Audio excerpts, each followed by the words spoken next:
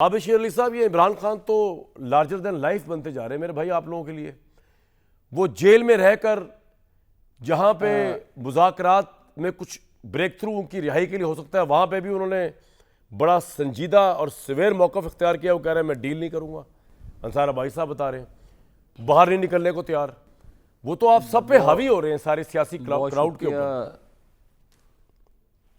बहुत शुक्रिया कामरान भाई, आपकी मेहरबानी, क्योंकि भट्टी साहब इसका मौसर अंदाज में जवाब दे सकते हैं, क्योंकि उनके ये राइट आर्म बैट्समैन रहे हैं, यानी कि मिड विकेट पे भी खेलते थे, पॉइंट पे भी ये भट्टी साहब खड़े हो जाते थे, स्लिप में भी ये खड़े हो जाते भट्टी साहब। मैं क्योंकि भट्टी साहब ने लास्ट वीक कहा था जी कि इस पर फिर बात करेंगे, मैं कहा चले भट्टी साहब से लाइटर नोट ये गुफ्तगू का आगाज़ मैं कर ही लूँ। देखे कामरान भाई, मुझे नहीं समझ आ रही कि ये फोबिया हो गया किसी को कि इमरान खान की ज़रूरत है। ठीक है, वो अपनी फैमिली के लिए बड़ी अहमियत के आमिल होंगे।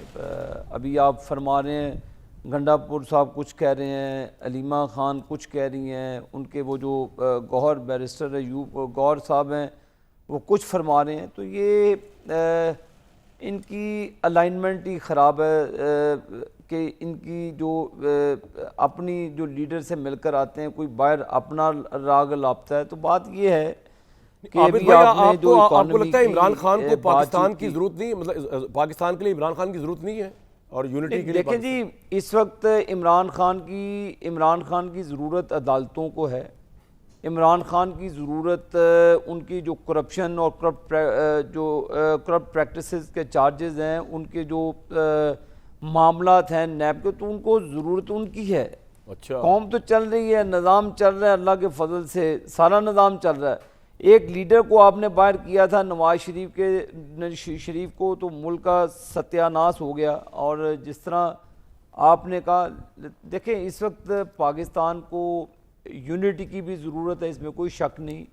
सियासी महाजराई का भी तो वक्त तहरीक नहीं है। इंसाफ को सियासी धारे में आबिद भाई होगी, शामिल किए बगैर यूनिटी कैसे होगी कौम की? क्या हो जाएगी?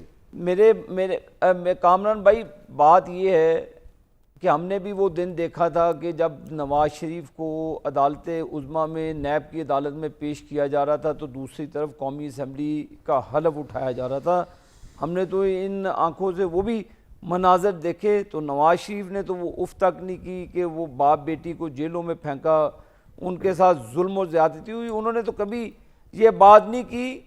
हुकूमत की कोई मजबूरियां बनती हैं, वो परेशान हो जाते, हमें किसी किस्म की परेशानी नहीं है। इमरान खान साहब के साथ वो सुकून करे जेल के अंदर, मुल्क भी सुकून से चल रहा है, निज़ाम भी सुकून से चल रहा है। उनकी जब बेसुकूनी होती है चंद दिनों के लिए, तो ये इस चीज़ का इशारा है कि वो कुछ चाहते हैं। वो चाहते हैं कि डील हो, निज़ाम उनको किसी तरीके से बाहर निकाले। तो इमरान खान साहब के लिए यही मैं ठीक है सर, आपका पॉइंट आ गया। वो अदालतों को फेस करें। आपके नजदीक पाकिस्तान में कोई फ्रिक्शन नहीं है और Imran Khan is not essential जो सिस्टम चल रहा है इस वक्त उसके लिए। बिल्कुल ठीक है, आपका पॉइंट आ गया। आप कह रहे हैं minus Imran Khan Pakistan is okay. Chitrali साहब, आप ज़रूर जवाब दे सकते हैं आबिद साहब की इन बातों का कि इमरान खान की मुल्क को नहीं, उनकी फैमिली को ज़रूरत है, या अदालतों को ज़रूरत है, या करप्शन के केसेस में उनकी ज़रूरत है। लेकिन मेरा सवाल मुख्तलिफ है इससे। अब जबकि इस्टेब्लिशमेंट का इमेज बहुत इन्हेंस कर गया है अल्हम्दुलिल्लाह अवाम की नज़रों में भी, आपका जो सबसे बड़ा पत्ता अवाम था वो खैर सड़कों पे तो नहीं निकले इमरान खान की रिहाई के प्रेशर के लिए, वो भी नहीं है। तो इमरान खान जो अंसार भाई साहब की स्टोरी में पढ़ रहा हूँ, चाहते क्या है मेरे भाई? वो बकौल उनके अगर कोई इशारा अच्छा मिला भी था किसी इदारे की तरफ से, वो उसको भी उन्होंने कह दिया कि नहीं मैं तो अवाम कौन सी बाहर आ रही है? कोई अवाम नहीं आ रही बाहर, अवाम बिजी है अपने अपने कामों में। ये क्या पॉलिसी है? आपने अंदर ही रखना है इमरान खान को सारी जिंदगी? शुक्रिया कामरान साहब। इमरान खान तारीख़ में अमर होना चाहते हैं। अच्छा, आपने फरमाया कि इमरान खान क्या चाहते हैं। वो इस तरह के 75 सालों में यहाँ पर पॉलिटिकल प्रैग्मेटिज्म के नाम पर, कभी नेशनल इंटरेस्ट के नाम पर, कभी पॉलिटिकल स्टेबिलिटी के नाम पर, इंडिविजुअल लेवल पर गिव एंड टेक की और बारगेनिंग की एक ऐसी पॉलिसी चली कि आज 75 साल बाद हम इस बात पे शुक्रिया अदा कर रहे हैं कि इस्टेब्लिशमेंट मजबूत है और पार्लियामेंट का बेड़ा गर्क है और कॉन्स्टिट्यूशन जो है वो उसको मसख किया गया है। And we are thankful for all these evils. तो मेरी गुजारिश ये है कि इमरान खान को शायद ये मुस्लिम लीग वाले क्या बेचारे ये क्या बेचते हैं, वो उनके लेवल से बहुत ऊपर की शख्सियत है इमरान खान। अच्छा, अगर इमरान खान चाहता तो विद इन 2-3 मंथ्स जो है वो जेल से बाहर आ सकते थे, लेकिन इमरान खान ये सोचता है कि आगे 100 साल बाद, 50 साल बाद जब पाकिस्तान की तारीख लिखी जाएगी या पाकिस्तान की तारीख पढ़ी जाएगी तो उस वक्त इमरान खान कहाँ पे होगा, नवाज शरीफ कहाँ पे होगा, जरदारी कहाँ पे होगा, क्योंकि हर एक को जाना है।